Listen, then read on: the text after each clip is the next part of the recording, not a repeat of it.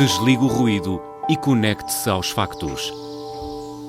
Temos 10 estadias num dos hotéis de luxo Alma Lusa na Comporta. 2 adultos, 2 noites. Assine hoje o Observador com até 58% de desconto e habilite-se a ganhar.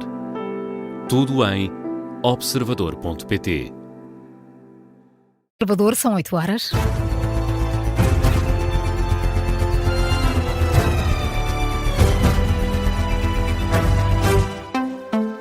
As notícias com Carla Jorge de Carvalho. O Primeiro-Ministro volta hoje ao Parlamento, um dia depois de apresentar a versão final do PTRR.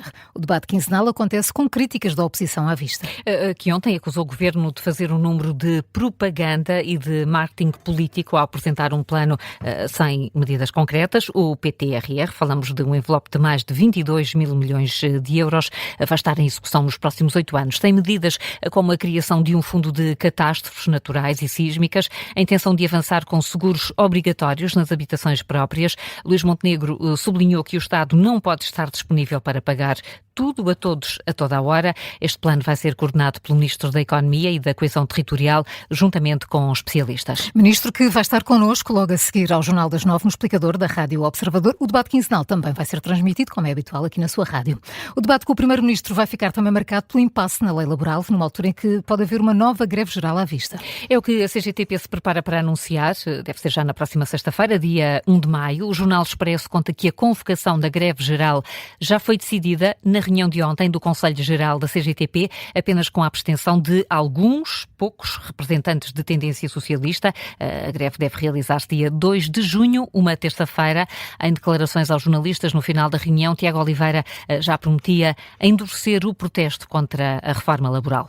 Perante esta realidade, aquilo que exige é que a gente continuemos a construir este caminho de luta, este caminho de confronto, este caminho que os trabalhadores ao longo destes 8 meses têm assumido. E o apelo que a CGTP faz, neste momento, e foi fruto da discussão que tivemos mais uma vez no nosso Conselho Nacional, é que vamos construir um grande 1º de maio na próxima sexta-feira, com uma palavra de ordem acima da cabeça, que é a exigência da retirada do pacote laboral.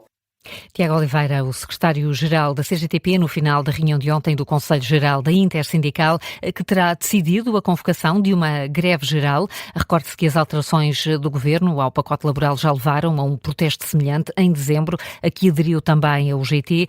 Neste momento, a central sindical liderada por Mário Mourão mantém as negociações com o Governo. Duarte Cordeiro não se sentiu visado pelas críticas de Pedro Nuno Santos. O antigo secretário-geral criticou os estaticistas no Partido Socialista, mas Duarte Cordeiro diz que falhou o alvo. E admite até que a polémica criada no regresso de Pedro Nuno Santos ao Parlamento era dispensável. Duarte Cordeiro seria um dos visados, uma vez que ainda há 2 semanas recusou o convite de José Luís Carneiro para integrar a Comissão Política do PS, mas Duarte Cordeiro não interpretou as palavras do ex-secretário-geral do partido como uma crítica pessoal. O que Pedro Nuno Santos decidiu destacar na sua declaração de regresso ao Parlamento diz muito pouco aos portugueses, aos seus problemas. Acho que estamos a ver uma fase em que os políticos devem concentrar as suas atenções realmente onde residem os problemas do país, especialmente no momento em que estamos a viver. Eu não sei a quem é que Pedro Nuno Santos se dirigia, aliás já li várias versões. Se por acaso se dirigia a mim, eu penso que falha o alvo. É a resposta de Duarte Cordeiro, no mesmo tom que também já utilizaram Mariana Vieira da Silva e Fernando Medina, já questionado sobre uma futura eventual candidatura à liderança do Partido Socialista. Duarte Cordeiro respondeu que neste momento essa é uma hipótese fora da mesa, mas deixa a porta entreaberta, admite que não sabe o que irá fazer em 2028. Declarações de Duarte Cordeiro no espaço de comentário que tem no Canal Now.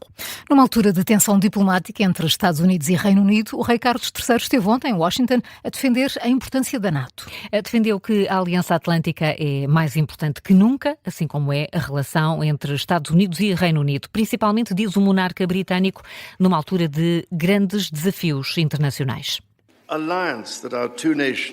A aliança que construímos ao longo dos séculos e pela qual estamos profundamente gratos é uma aliança transatlântica, eu acredito. É mais importante agora do que nunca. Hoje encontramos-nos numa nova era mais volátil e perigosa, mas os desafios que temos agora não podem ser enfrentados sozinhos. É uma parceria indispensável. O discurso do rei Carlos III no Congresso norte-americano. Mais tarde foi Donald Trump a falar também sobre a guerra no Médio Oriente. Sublinhou que os Estados Unidos não vão permitir que o Irão desenvolva armas nucleares e garantiu também que o rei Carlos III concorda com esta posição. Defendeu que o monarca concorda com a visão norte-americana em relação ao que está a acontecer no Médio Oriente e na relação com o Irão.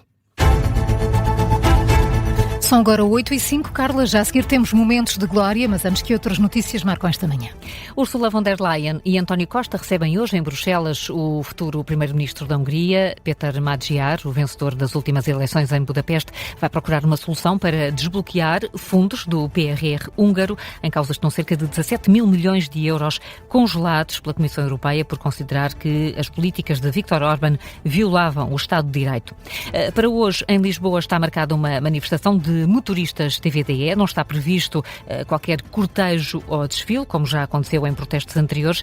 Desta vez os carros vão ficar parados. Os motoristas vão deslocar-se a pé até às sedes da Bolt e da Uber, na capital.